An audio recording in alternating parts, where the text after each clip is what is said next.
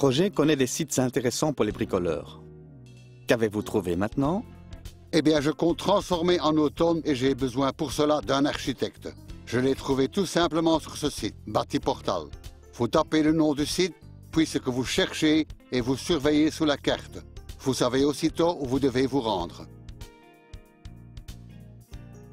Mais ces transformations sont pour plus tard. Aujourd'hui, je vais fabriquer un théâtre de marionnettes. Le bois reste le matériau le plus convivial pour se mettre au travail. Pour cette application, Roger scie sur mesure un mince multiplex chez Brico. Ce service est ici gratuit. Il peut ainsi facilement transporter les morceaux. Il scie lui-même le trou pour les représentations avec sa scie sauteuse. Il scie le dessus de biais. Vous comprendrez tout à l'heure pourquoi. Dans un certain nombre de lattes, Roger fraise une rainure au centre, d'une largeur identique à l'épaisseur des panneaux. L'ensemble est ainsi plus solide et mieux fini. Roger n'a pas besoin de clous pour cet assemblage, mais bel et bien d'une colle à bois. Un théâtre de marionnettes est destiné à l'intérieur. Il peut donc utiliser une colle à bois ordinaire. Celle-ci existe sous une forme classique et sous une forme à séchage rapide. Toutes deux portent le sigle D2, donc uniquement pour un usage dans des pièces sèches. Si vous voulez encoller le bois dans un environnement humide, comme la cuisine ou la salle de bain, ou pour une application extérieure, vous devez utiliser une colle à bois résistante à l'eau. Vous la reconnaissez au sigle D3. Tant la D2 que la D3 sèche transparente. Vous avez aussi la qualité D4. C'est une colle à bois hydrofuge à base de polyuréthane. En principe, celle-ci peut rester constamment en contact avec l'eau après durcissement. Elle ne devient pas transparente et a un pouvoir couvrant. Vous pouvez donc également l'utiliser pour encoller le bois qui n'est pas totalement plane. Vous devez toujours mettre la colle à bois sous pression, avec des brides, des vis, des clous ou simplement un assemblage de bois serrant. Roger veille à pouvoir rabattre les parois latérales du théâtre de marionnettes afin de le ranger de façon compacte. Il n'est pas si évident de fixer solidement des charnières mécaniques sur une construction légère. C'est pourquoi il réalise lui-même des charnières avec un ancien jeans. Il découpe quelques lanières et applique de la colle de contact sur les parties en bois et sur le tissu. Les colles de contact sont très solides, mais vous devez les utiliser correctement. Encoller les deux parties, laissez sécher la colle jusqu'à ce qu'elle n'adhère plus et joignez les parties avec force. Vous ne devez pas appuyer longtemps, mais bien fortement. Un marteau est très indiqué pour cela. Après 10 minutes, Roger joint les parties et frappe le tissu. C'est tout simplement indissociable. Et les enfants ne peuvent certainement pas se blesser.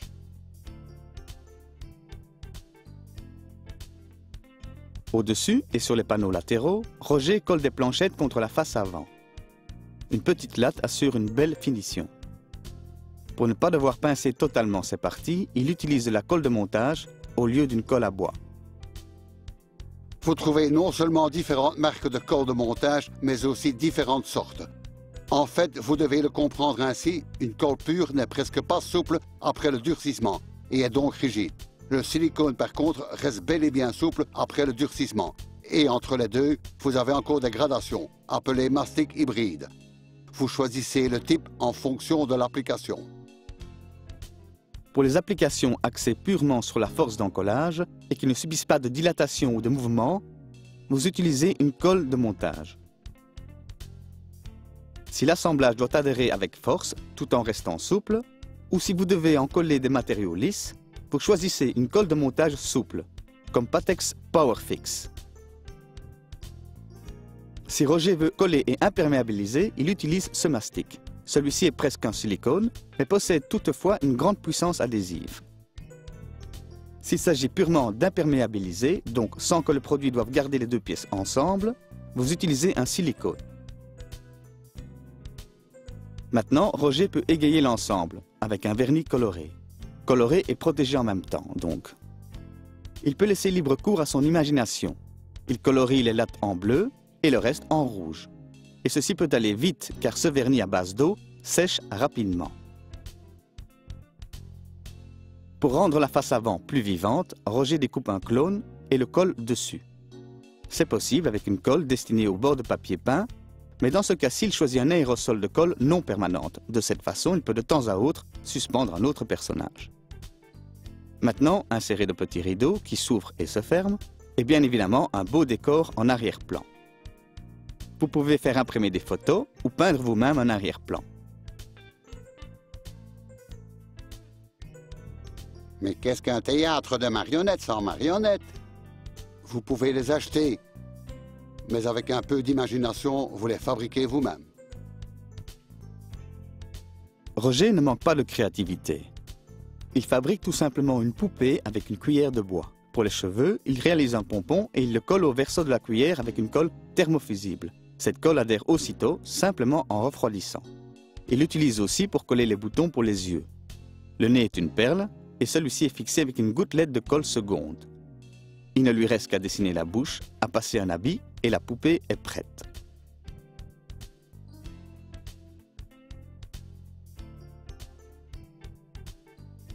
Vous pouvez réaliser de nombreux modèles. Une cuillère brune devient une africaine, une brosse devient une madame et vous fabriquez une authentique grand-mère avec du papier mâché. Et avec un peu plus de temps, vous réalisez un illusionniste au pouvoir magique. Cher petit enfant, le moment est venu de jouer un tour au méchant loup. Métamorphoser Roger en jardinier. Nous répandons de l'engrais sur nos plantes et le gazon, afin que tous poussent mieux. Mais il existe aussi bien des plantes que vous préférez ne pas voir grandir. Effectivement, les mauvaises herbes. Si vous procédez correctement, vous pouvez utiliser sans crainte des herbicides. Le tout est de choisir le bon et de bien doser. Roger peut répandre directement ces granulats, sans les dissoudre dans l'eau. Le produit se dépose dans la couche de terre supérieure et est absorbé par la plante. Il a donc une très longue action, si bien que vous ne devez répandre qu'une fois par an. Un bon dosage est bel et bien important. Le bouchon doseur rempli jusqu'à la graduation 8 suffit pour 10 mètres carrés. Les buissons, les arbres et les plantes résistantes n'en souffrent pas. Et vous pouvez également utiliser Compo Casseron sur des allées. Et encore ce conseil, si vous couvrez une terre exempte de mauvaises herbes avec de l'écorce, vous aurez bien moins de mauvaises herbes. Et c'est aussi décoratif. Vous trouvez de plus amples informations sur cette émission dans Doc Magazine. Et vous avez manqué quelque chose? Vous pouvez revoir intégralement tous les films de Roger sur notre site web. Cliquez sur le film souhaité et Roger vous montre tout à nouveau. Et avez-vous déjà vu notre site que nous recherchons quelqu'un pour renforcer notre équipe de bricoleurs? Allez-y jeter un coup d'œil. Et n'oubliez pas, ce que vous faites vous-même, vous le faites généralement mieux. À la semaine prochaine.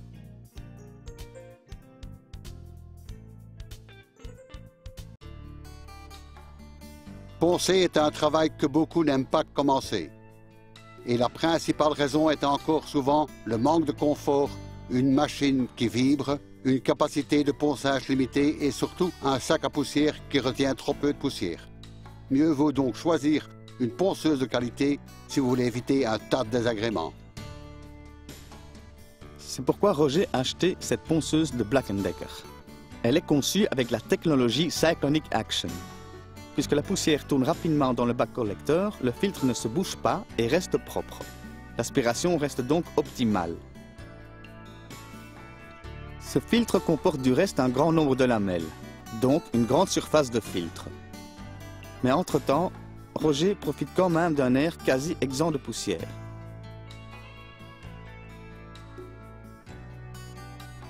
Il ne doute pas non plus de la capacité de ponçage.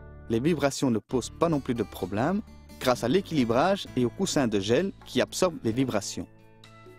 Si l'espace de collecte est plein, je désencliquette le bac, je le vide et je le remets en place. C'est quand même bien plus facile que ces sacs que vous devez secouer.